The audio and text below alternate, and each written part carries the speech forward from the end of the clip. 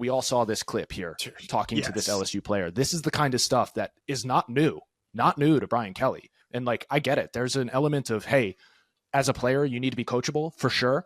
But I've also talked about coaches, especially in the college ranks, being more tyrannical because it's top down. You control the lives of these kids. This kind of gets my blood boiling. If you can't already recognize that, like seeing something like this, like as a player, I would just love to also give him a piece of my mind too, because he's giving the kid a piece of his mind. It's like, dude, at a certain point, you got to stand up for yourself as a man, but still within the confines of being on a team and adhering to call it authority when it's due and when it's deserving. You can be hard on your players, but here, just from what we're seeing, it doesn't look like it's coming from a good place. It comes from, hey, I'm the boss of you. You listen to what I say and do. Because I've seen, for example, Nick Saban, chew out a player on the sideline, but in a similar fashion like this. But I've also seen Nick Saban, the way that he speaks about his players off the field when he's at the podium and he talks about these young men and them as people. I know that Nick Saban has these players' best interests at heart. He's trying to develop young men.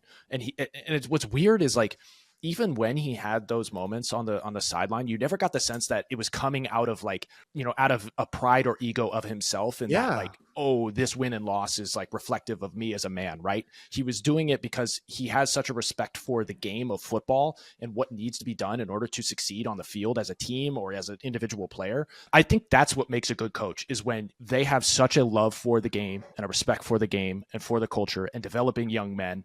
That's their prime goal and motivation to be as good as they can be. But when you get all this other stuff, ego, pride seeping in, that's where I think it deteriorates really quickly, regardless of the level.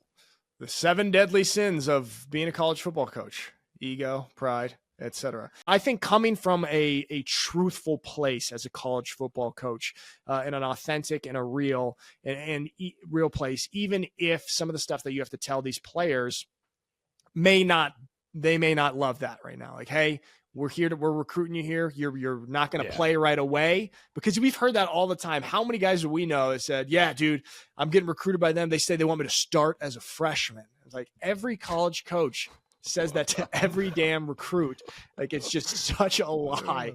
I was lucky, man. Our coach at Georgetown was incredible, Rob Scarlatta, and he's still there, which is a really, really cool thing. I think he's been there now for 13 years. I have minimal respect for college coaches.